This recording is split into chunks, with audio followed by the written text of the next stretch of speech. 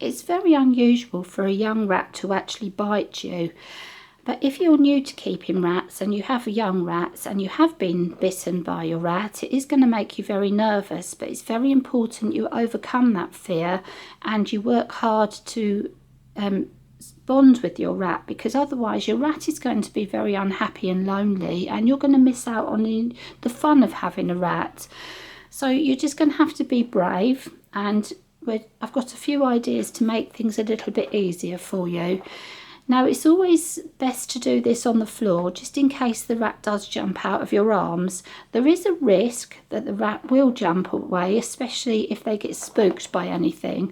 So make sure that the room is very quiet, the doors and windows are closed, you've blocked off under cupboards with bits of card, rolled up towels, anywhere where you don't want your rat to go, make sure that's blocked off. If you can work in one little corner of the room, that's best. If your cage is on the table and you can't move it, it's not a good idea to move a cage with a rat in anyway.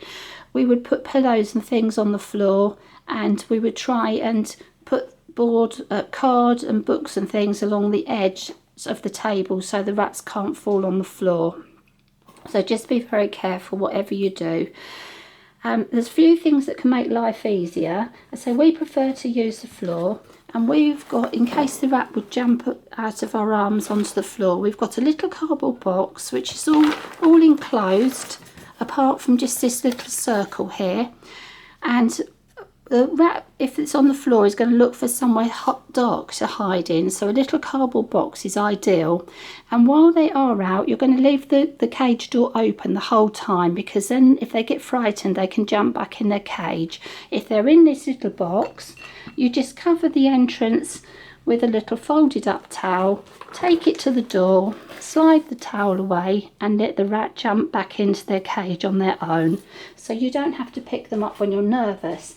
The other thing that's useful is a little rat tube, and if you've got a couple of towels you can cover each end with a towel, same thing, through the open door, and let the rat go back into the cage on their own. So if you have a cardboard box and a tube, a couple of tea towels, a nice thick towel to put on your knee.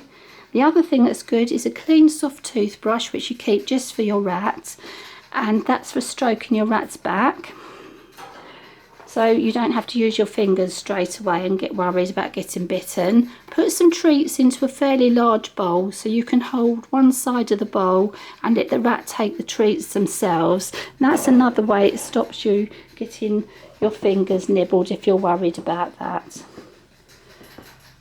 Now, baby rats do nibble your fingers quite a lot, but it's not proper biting. They're just testing you out just to see what you smell like and what you taste like. And the way to stop, they will stop doing that on their own after a few days or a couple of weeks. But if you're worried about them nibbling you, make sure before you handle your rats, wash your hands with a mild soap with no fragrance, so that you don't smell of food or anything tasty. And now we've got Blossom here, so I'm going to sit here right next to the cage, and I've got a towel here. Hello, it's very important you let your rat come out. Hello, talk gently and quietly to them, stroke their back with the brush, and if they're happy with that, hold your hand like that with your fingers closed and let them sniff, and you can gently stroke their back. Now this might not happen straight away, so just don't worry. The more times you do this, the easier it will get. And then you can hold the bowl. Here, Blossom. You can let them take their own treat. There, good girl. I should take that back in. She'll come back in a minute. And you can just gently stroke her while she's eating her treat, but I wouldn't stroke her with your fingers straight away. Just wait. You know, we would only stroke the rats while they're eating once they've got used to us. So there's Blossom having a little treat there.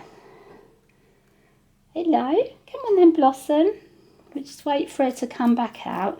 Now if you have the door open the whole time, the rat is not going to get too stressed, and they can just pop back into the cage whenever they feel like it. So I'm just going to show you how we would gently guide the rat back into the cage. As soon as she's finished that sweetie, she'll come out. Hey Blossom, Blossom. So teaching your rat its name is very important. You know, as soon as you get your rat, start teaching it its name. There we go. Good girl. Come on then. And when you're confident with your rat, the way to pick your rat up, losing Blossom here, is to scoop them. Don't grab them from the top. That's really horrible and it frightens them. Scoop them from underneath with both hands. So we gently scoop them up and always support the back legs. Now, if you not at the stage where you want to touch your rat, this is where the towel is really handy, because you can gently guide them back into the cage with the towel. Go on back in, darling. Good girl. That's it. Good girl. Well done, Blossom. And I say don't give the rat the piece of food from your fingers until you're happy, but just do that as many times as possible, and you've only got to do a couple of minutes at a time, and just gradually build up the time you spend with your rat, and before long they will be quite happy to come jumping out of the cage when you open the door, and you can start to have playtime and have fun times with your rats.